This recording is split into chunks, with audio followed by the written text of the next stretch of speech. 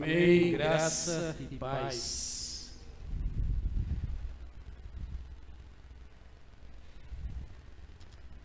Eu quero convidar você a fechar os seus olhos e estar orando pelo seu mais um, ou sua mais uma, né? Aquela pessoa que você tem orado durante a semana para que em breve esteja aqui. Para que em breve esteja aqui. Alguns entenderam. Vamos orar?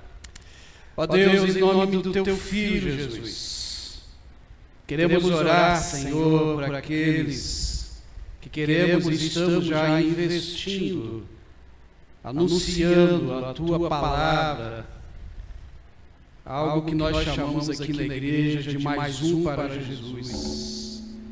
E o nosso desejo, Senhor, é que em breve ele ou ela possa estar aqui adorando, celebrando também o Teu nome. Colocamos esses nomes diante do Senhor nesta noite, na certeza, ó Deus, que o Senhor já tem trabalhado em suas vidas. É assim que oro em nome de Cristo. Amém e amém. Na semana passada comecei uma série de mensagens que trata justamente do tema para 2025, para a nossa igreja, e na verdade é um tema que dá para ser trabalhado por alguns anos. A igreja que queremos ser. E lá vimos alguns pontos que vamos conversar, e um deles que estamos conversando hoje é a segunda e última parte desse ponto, que é uma igreja serva. E eu queria falar dentro de uma igreja serva, tratar do assunto conexões. Então convido você a abrir Tiago, capítulo 2.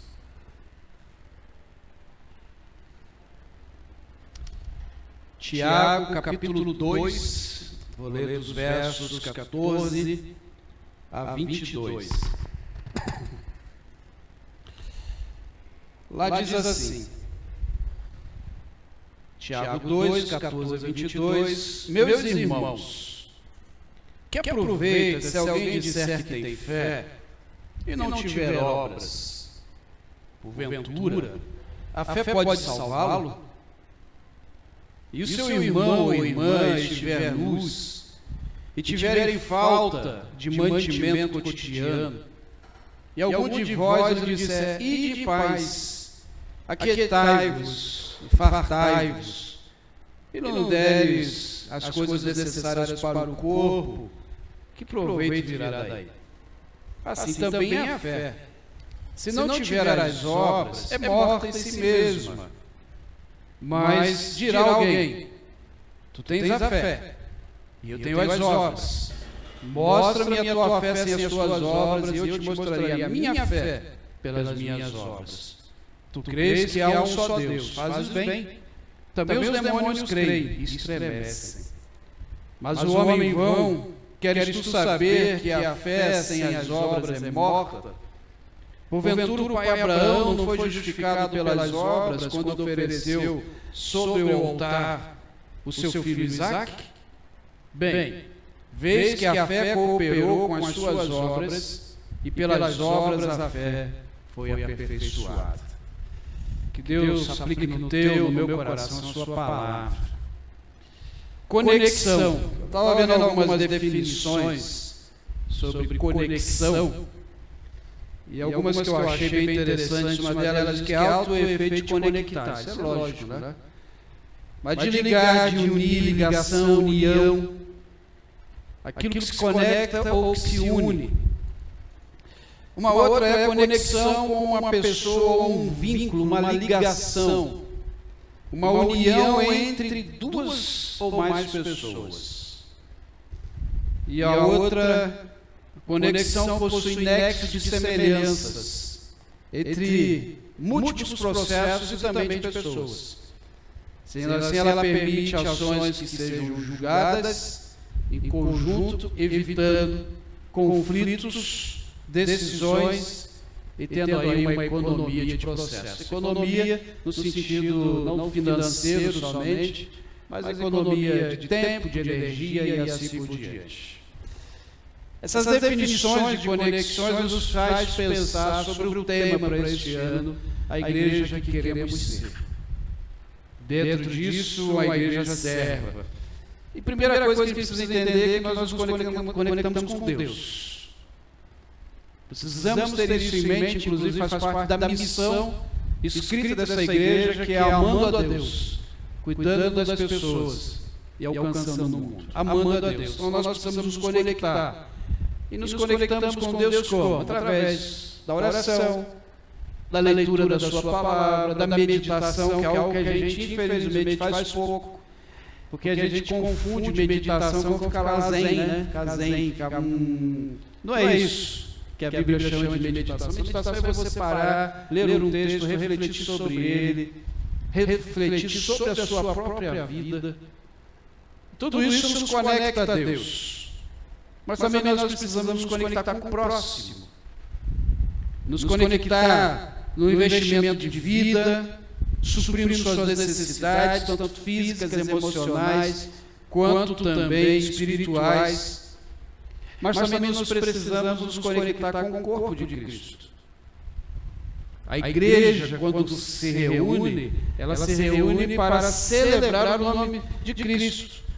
E nós precisamos também nos conectar. Como eu falei semana passada, quando tratei daqueles 3 homens, aos quais tinham intenção positiva de seguir a Jesus, mas quando Jesus colocou diante deles algumas coisas que eles precisavam ou deixar ou ter que fazer, eles voltaram atrás. Um disse que ia enterrar seu pai, o outro, quando Jesus disse, olha, as raposas têm seus covis, os pássaros têm seus puleiros, mas o Filho do Homem não tem onde repousar a cabeça. E o terceiro, que Jesus encontra com ele, diz que precisava ir primeiro pedir permissão à família para poder seguir Jesus. Isso a gente viu semana passada. E ali nós vimos, dentro do que conversamos, sobre essa questão de vermos a religião, a espiritualidade, ou melhor, a busca por Deus da igreja como um comércio, como um consumismo, onde eu vou em busca de algo, onde eu vou desejando por algo, e não para ter uma conexão com Deus e com o meu próximo. Uma conexão tanto na vertical quanto na horizontal. Não, o negócio é só no meu desejo. E a conexão com a igreja é a conexão com o corpo de Cristo. Efésios capítulo 1, no verso 23, ele vai dizer o seguinte: e a igreja é o seu corpo. Ela é preenchida e completada por Cristo, que enche consigo mesmo todas as coisas em toda parte. E aqui ele precisa entender o que é ser igreja. Que a igreja, quando o apóstolo Paulo diz que ela é preenchida e completada por Cristo, é justamente isso que faz a diferença na igreja dos demais ajuntamentos que nós conhecemos. Como, por exemplo, um clube, um condomínio, onde não tem o mover do Espírito Santo.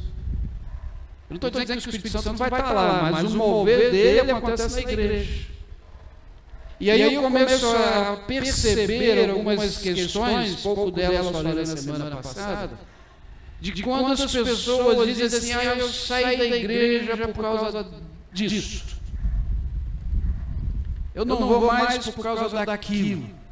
Ou, como hoje está muito na moda o pensamento satânico, que é que eu posso adorar a Deus na minha casa e não preciso da igreja.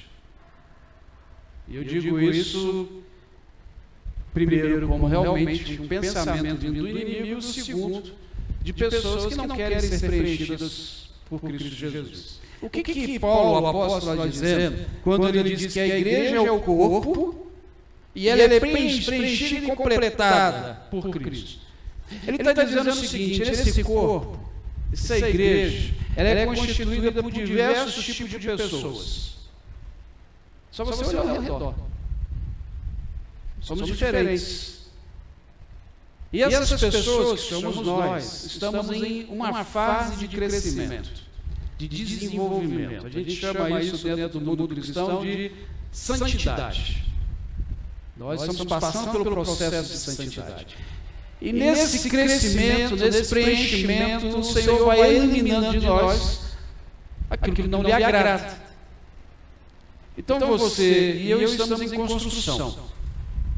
Quando pessoas como essas que eu citei, que dizem, não vou mais na igreja por tal pessoa, ou eu prefiro ficar em casa, ela está dizendo o seguinte, ela está se achando muito melhor do que nós.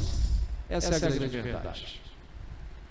E estão olhando muito para aquilo que está ao seu redor e olhando um pouco para si e para Deus. E nós precisamos olhar mais para Deus e olhar para nós. E perguntar, Senhor, o que precisa ser preenchido ainda dentro do meu coração? O que ainda está sendo tomado por mim que não está sendo completado no Senhor?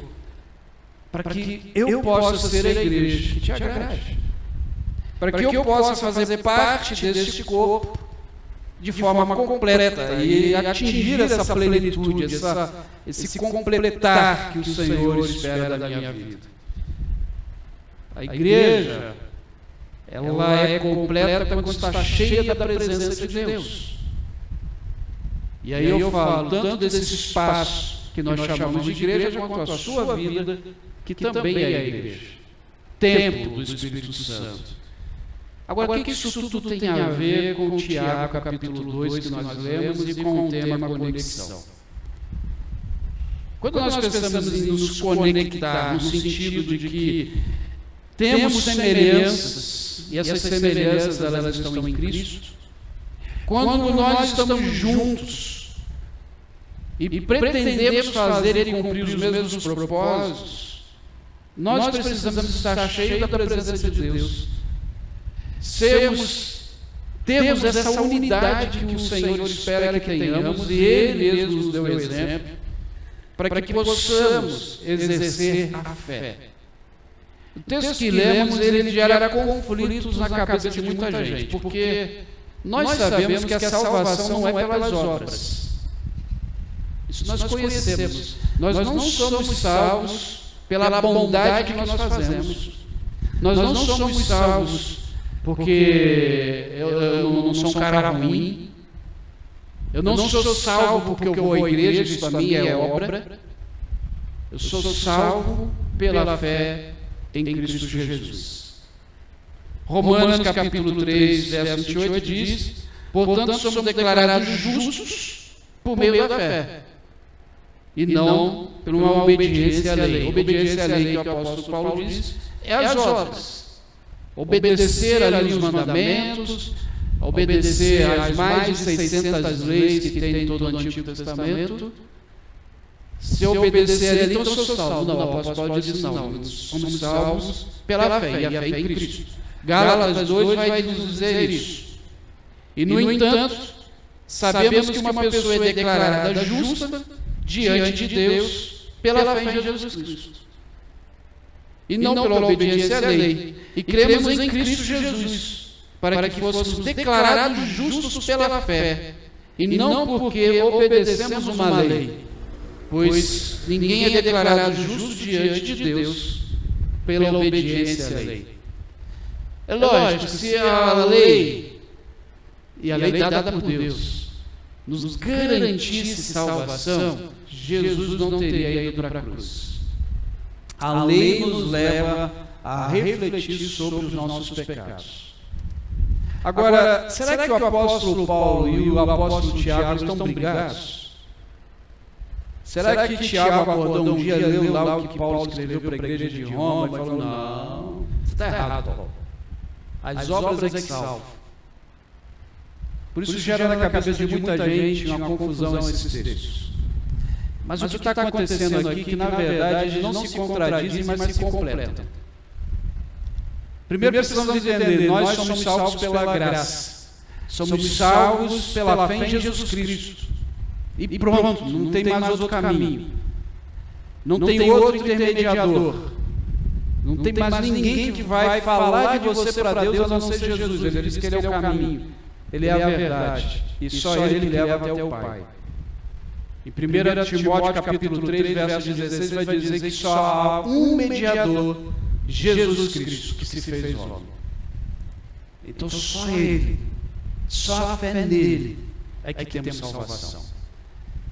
Quando o Tiago vai falar que a fé sem obras é morta, ele está dizendo, olha, legal, salvação é pela fé. Mas quem tem fé em Jesus, tem obras, realiza coisas, supre necessidades. E é justamente isso que nós vamos ver hoje sobre uma igreja que é serva. Uma igreja que conecta a fé com as obras para agradar e servir o nosso Deus. E a primeira coisa que Timóteo, ou melhor, que Tiago nos ensina, é que a fé, ela é o motor das obras. É a fé que movimenta a você e a mim a prática de obras. Olha aí o verso 14, vamos relê-lo. Meus irmãos, que aproveita se alguém disser que tem fé e não tiver as obras? Porventura, a fé pode salvá-lo? Parece uma contradição do que o apóstolo Paulo falou, eu acabei de dizer. Mas ele não está dizendo que essas obras podem dizer vai salvá-lo. Mas ele está dizendo, você está vivendo uma vida de fé da boca para fora. Você está vivendo uma vida de fé simplesmente teórica, você não mostra isso.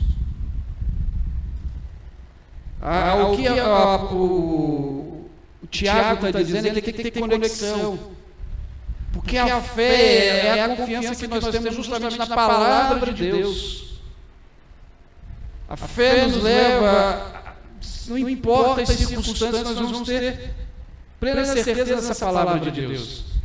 E a fé é o motor que nos leva ao serviço.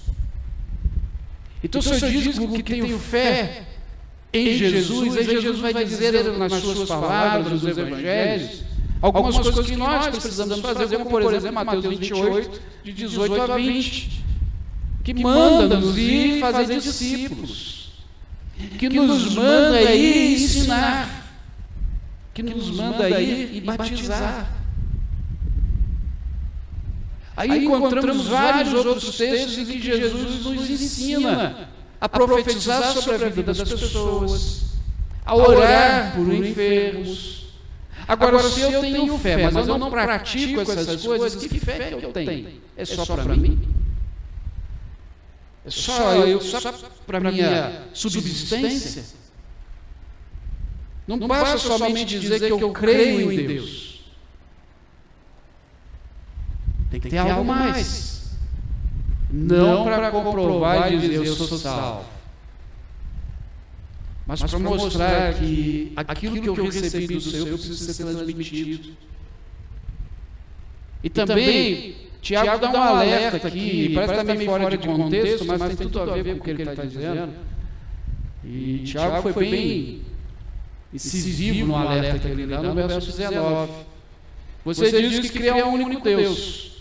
E muito bem, ele está dizendo, realmente, só tem um Deus, mas até os demônios creem e tremem. O que isso tem a ver com prática de obras no exercício de uma fé? Tiago está dizendo o seguinte, olha, legal, você diz que crê em Deus. Eu estou falando aqui que Tiago falando ao seu público, eu estou dizendo que você, se você tem fé, você tem que exercitar essa fé. Talvez alguém deve ter dito, não, mas eu creio em Deus. Ele vai dizer, legal, você tem que crer mesmo. E só tem um Deus e um só Salvador, Jesus Cristo. Mas até o diabo e os demônios acreditam nisso. E acreditam mesmo. O diabo estremece diante do nome de Jesus Cristo. Por isso ele diz, até tremem. Só que não são transformados. Os demônios não adoram, é isso que Tiago está dizendo. Não adoram a Deus. Não são transformados pela fé. Mas eles sabem que existe. Então Tiago está dizendo o seguinte, olha, dizer que conhece a Deus não diz muita coisa. Agora, o que você me prova que esse Deus que você conhece transformou na sua vida, mudou na sua vida, porque vida cristã, irmãos, é vida de transformação diária. Essa conexão da fé com as obras nos mostram isso, que a nossa vida ela está sendo transformada. É uma ação transformadora constante, porque de nada adianta eu vir celebrar com o meu irmão, ouvir mensagem, cantar músicas, fazer minhas caretas santas diante de Deus e ir embora do mesmo jeito. Na segunda-feira, ir para o meu trabalho, parece que nada mudou. Chegar em casa, com o marido ou com a esposa, continuar sendo grosseiro, e nada mudou. Ser filho ou filha desobediente, que não ajuda, que não é transformado, e assim por diante. Que nada mudou. Obras aqui não é simplesmente fazer algo por alguém, mas é mostrar a minha mudança, aquilo que eu estou permitindo o Senhor fazer na minha vida. A Bíblia, a mensagem, esse verso 19, ela ainda é mais enfática, que vai dizer: eu os escuto dizer que acreditam num único Deus, mas vocês ficam de braços cruzados, como se tivesse algo maravilhoso. Ótimo! Até os demônios fazem isso. Tiago, quando escreveu isso aqui, está muito azedo. Mas algo de verdade está aqui. Ele está dizendo o seguinte: não adianta as verdades bíblicas chegarem na tua cabeça, mas você não está descendo no teu coração. Você não está tendo mudança.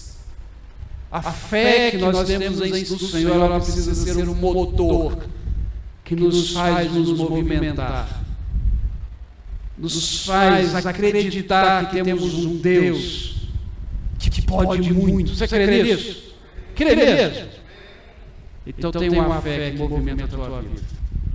É a primeira coisa que Tiago nos ensina, mas ele também diz que essa fé precisa ser viva. O verso 15 e 16 ele diz: e se o irmão ou a irmã estiverem nus e tiverem falta de mantimento cotidiano, e algum de vós lhe disser: ide em paz, aquietai-vos e fartai-vos, e não nos derem as coisas necessárias para o corpo, que proveito virá daí? Ele não está descartando aqui a oração, ele não está descartando aqui o ensino bíblico, ele está dizendo: olha, essa pessoa nesse momento ela precisa de comida, ou precisa de roupa. Ele está falando de algo aqui do seu tempo que não é muito diferente dos nossos dias. Mas ele está dizendo: olha, a igreja precisa ser viva, ela precisa estar atenta às necessidades, tanto das pessoas lá fora quanto dela própria. Eu achei muito interessante ouvindo essa semana uma mensagem, e nessa mensagem o pastor estava contando, era só um pedaço, que ele foi pregar numa igreja.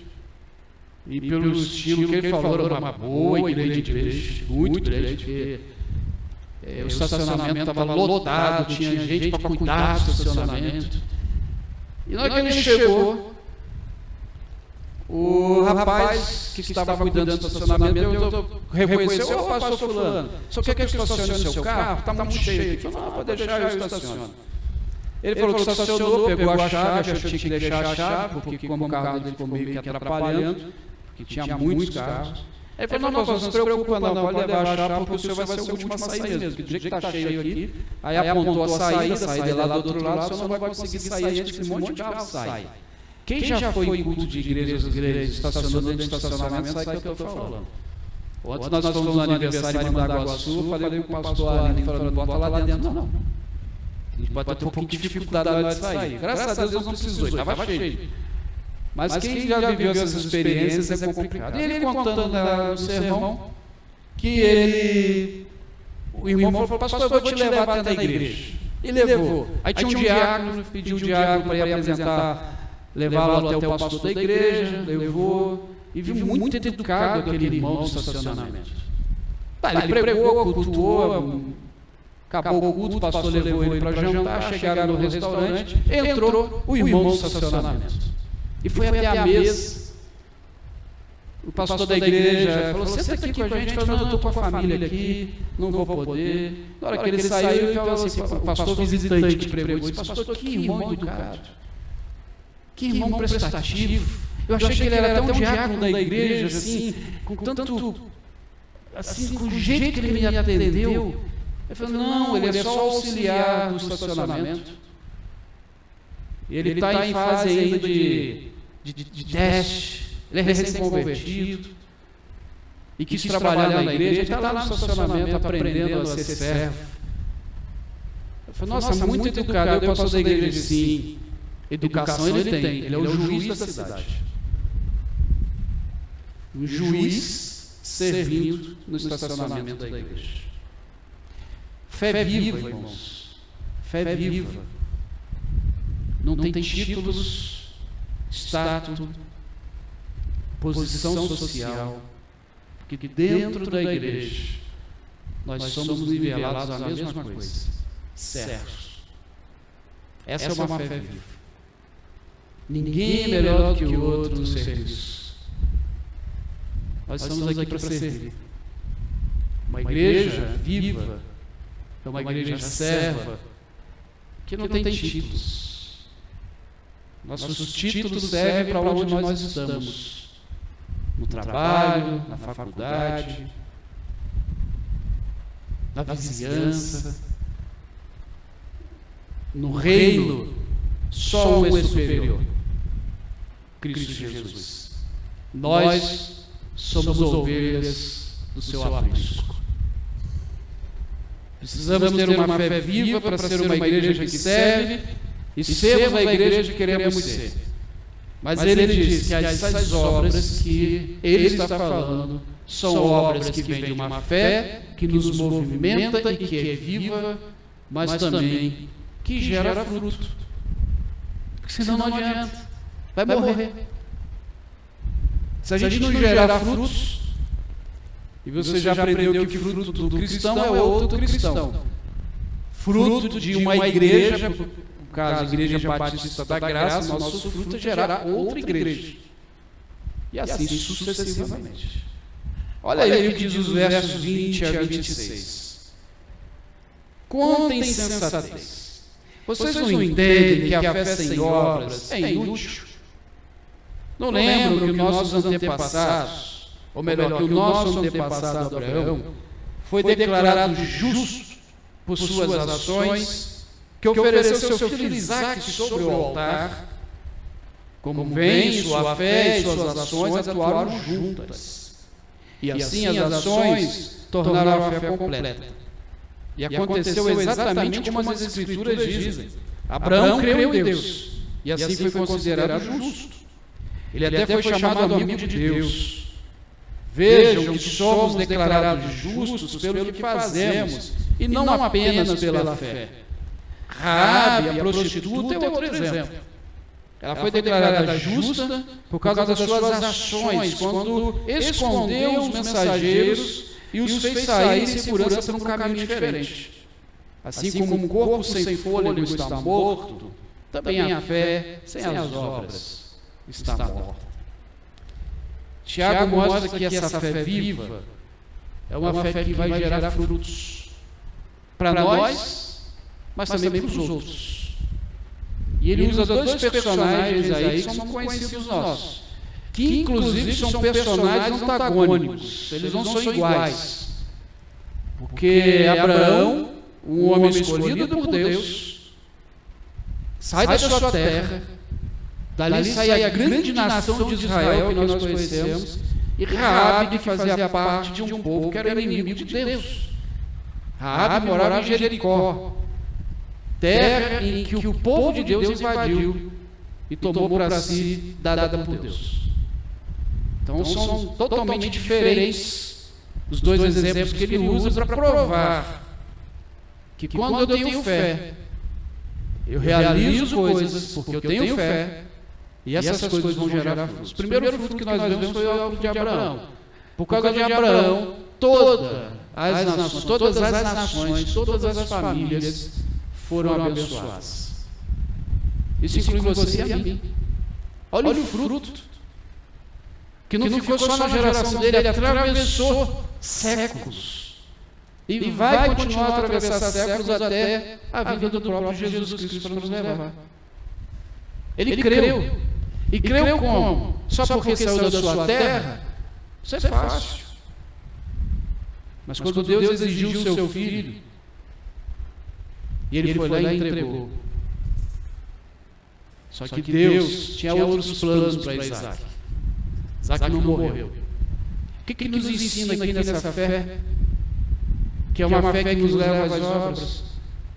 E não está morta justamente porque eu não penso mais em mim. Não penso mais naquilo que é meu, como era Isaac para Abraão. Não imaginou Abraão, com seus 100 e poucos anos já, levando seu filho, o único filho, filho da promessa, para ser entregue para Deus.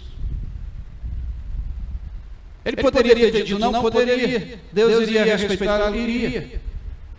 Possivelmente a promessa não estaria mais sobre Abraão, porque Abraão estaria dizendo para Deus, sabe, Deus, o que eu tenho é mais importante. Mas ele teve fé e praticou a fé. Abriu mão do seu próprio ser. Tiago está nos dizendo o seguinte: olha, a nossa fé ela precisa ser viva ao ponto de termos a plena certeza que quem vai providenciar o necessário para as nossas vidas é Deus. Porque se você voltar lá em Gênesis capítulo 22, quando Isaac pergunta: pai, eu estou vendo aqui a lenha, eu estou vendo aqui o fogo, estou vendo o cutelo, o seu, a faca, eu estou vendo que o senhor está fazendo o altar, mas cadê o bezerro, cadê a oferta? Abraão não dá uma gargalhada e diz: é você. Abraão só diz assim: Deus providenciará. Deus proverá. Alguns estudiosos dizem que a fala de Abraão é o seguinte: interiormente, Deus vai te ressuscitar. Mas quando Abraão, você conhece a história, levanta a faca para imolar, ou seja, para entregar o seu filho, o anjo dá um grito e manda ele parar, e quando ele olha, tem ali o animal para a oferta. Deus providenciou. Irmãos, se você tiver fé, independente das circunstâncias e aquilo que você pretende fazer, Deus vai providenciar o necessário. Você crê nisso? Porque a nossa fé em Deus gera frutos. E gera frutos também para nós, como foi o caso de Raabe. Se você lembra a história lá no livro de Josué, quando ela salva a vida dos espias que foram lá espiar, conhecer a terra para a invasão, eles são descobertos e correram risco de vida, e ela os escondeu. Quando eles estão indo embora, ela pede para que possam salvá-la e a sua família. E eles dão ali algumas diretrizes, falam: olha, no dia que você vê a invasão, não saia de casa e amarre uma fita vermelha na janela. Esse vai ser o sinal para que possamos vir aqui buscar você e sua família. Mas se alguém sair da porta para fora, não nos responsabilizaremos. E assim ela fez. Ela foi salva. Os seus parentes foram salvos. E a fé que gerou obras recaiu também sobre ela. Então o que o Tiago está dizendo é o seguinte: olha, além dos outros, exercite fé, porque também tem consequências positivas sobre a sua vida. Quando eu penso nisso, eu lembro de Atos capítulo 3, de 1 a 8, que a nossa fé em Jesus, e é só em Jesus, vai gerar bênçãos sobre a vida das outras pessoas. Depois você lê o texto com calma, mas é quando Pedro e João estão subindo ao templo Formosa para orar. E na escadaria do templo tem um homem aleijado, e ele fala assim: pede dinheiro, ele pede esmolas. E Pedro deveria estar igual a mim, duro igual um coco. Porque tempo também tinha Pix. A gente tivesse Pix, o cara fala assim: não, mas não tem dinheiro, mas tem Pix. E Pedro dizer assim: filhão, nem internet eu tenho. Não, pode usar aqui o meu roteador aqui. Ele vai falar: não tem dinheiro nem no banco. Pedro estava sem dinheiro. E ele não estava mentindo. Não deveria ter mesmo, não. Mas ele olha para aquele homem e fala: agora o que eu tenho eu te dou. Aí pessoal, alguma coisa vai sair agora. Levanta e anda em nome de Jesus. E o texto diz que aquele homem levantou, entrou naquele tempo que eu acredito que já deveria estar há muito tempo querendo entrar no tempo para adorar a Deus. E o texto diz que ele entrou pulando, alegre, porque a fé de Pedro e de João em Deus, em Cristo, ressoou na obra, na vida daquele homem. Irmãos, se nós tivermos fé, a ponto de crer de verdade que Deus está conosco, não somente crer, mas agir, nós vamos viver e experimentar com toda certeza grandes milagres em nossa igreja, na nossa vida e na nossa comunidade. Você crê nisso? Você está disposto a crer e exercitar a sua fé? Lembre-se então, Deus vai colocar você à prova disso. Porque senão nós vamos cair lá no versículo 19. Tiago vai dizer para a gente: estou escutando vocês dizerem que creem em Deus, isso é bom. Mas os diabos, os demônios também creem. Nós precisamos ser transformados por essa fé. Irmãos, definitivamente fé e obras, elas não são separadas. Há conexão. E nós precisamos exercitar isso diariamente. Deus vai te dar oportunidades essa semana para exercitar a sua fé. Você crê nisso? Então aproveite, use isso. Como vai ser, pastor? Não sei, é a tua vivência. Pode ser uma coisa muito extraordinária, mas pode ser uma coisa pequena. Não importa. Não importa. Mas fique atento no que Deus vai fazer na sua vida. E através da sua vida. E se isso acontecer essa semana, no domingo que vem você vai passar, posso dar um testemunho. Domingo que vem tem culto, tá? A gente não vai para retiro, então tem culto. Começa a semana de carnaval, semana que vem. Nós vamos estar aqui celebrando o nome de Jesus. E aí você dá o testemunho. Mas eu quero orar com você e por você. E pedir a Deus, dá um coração audacioso ao teu filho e à tua filha. Ó Pai, em nome de Jesus, queremos exercitar a nossa fé através das obras. Nós já cremos que Jesus Cristo é nosso Senhor e nos salvou. E queremos, ó Deus, que outros e outras experimentem isso. Ó Deus, dê essa semana oportunidades para que os teus filhos, para que tuas filhas exercitem a fé. E aqueçam os seus corações, aviva as suas vidas, para que eles experimentem, ó Deus, a tua boa, a tua perfeita e a tua agradável vontade. E possam, ó Deus, ver que a fé deles no Senhor não é em vão, mas que é a motora das suas vidas, que é viva e que está gerando frutos. Ó Pai, assim que nós oramos. Em nome de Jesus. Amém.